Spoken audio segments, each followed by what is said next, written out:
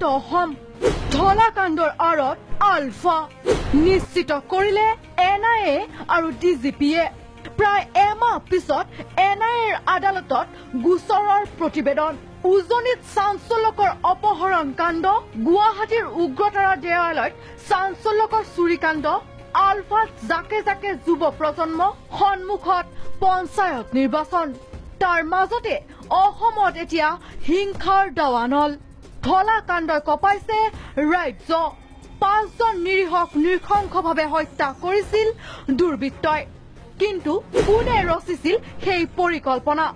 ঘটনাৰ পিছদিনাই আলফা স্বাধীনে নাকচ কৰিছিল কোনো পধ্যেই জড়িত নহয় বুলি কিন্তু প্ৰায়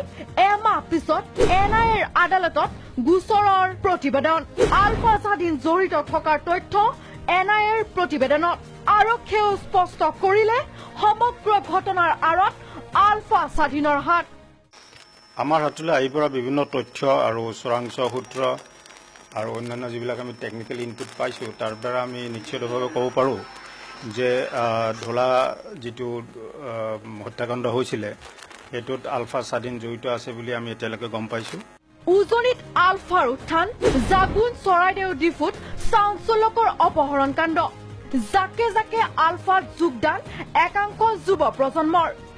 আলফাৰ সেনাধ্যক্ষ পৰেশ বৰুৱাৰ ভতিজা মুন্না বৰুৱাৰ আলফাত যোগদান শেহতীয়াকৈ আলফাৰ এই উত্থানৰ কথা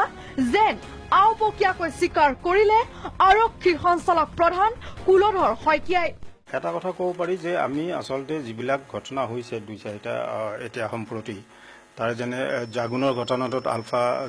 আলফা স্বাধীন জড়িত থকাৰ সম্ভেদ পাইছোঁ লগতে আমাৰ চৰাইদেউত যিটো অপহৰণকাণ্ড হৈছে তাতো আলফা স্বাধীন জড়িত থকাৰ আমি তথ্য পাইছোঁ পঞ্চায়ত নিৰ্বাচনৰ নিৰাপত্তাৰ ওপৰতো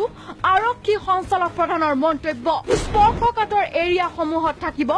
অধিক নিৰাপত্তা সকলো জিলা আৰক্ষী অধীক্ষকক কঠোৰ নিৰ্দেশনা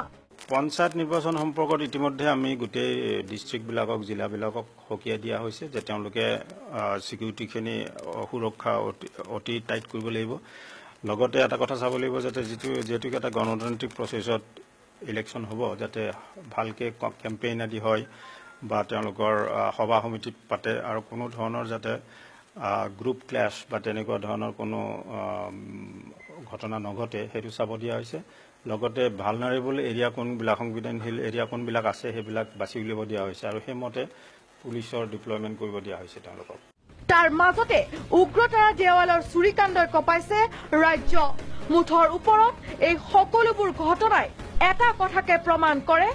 অসম এতিয়া অশান্ত ভিডিঅ' জাৰ্নেলিষ্ট ৰিজু দাসৰ সহযোগত নীলকমল কলিতা আৰু বিনয় কলিতা প্ৰাগ নিউজ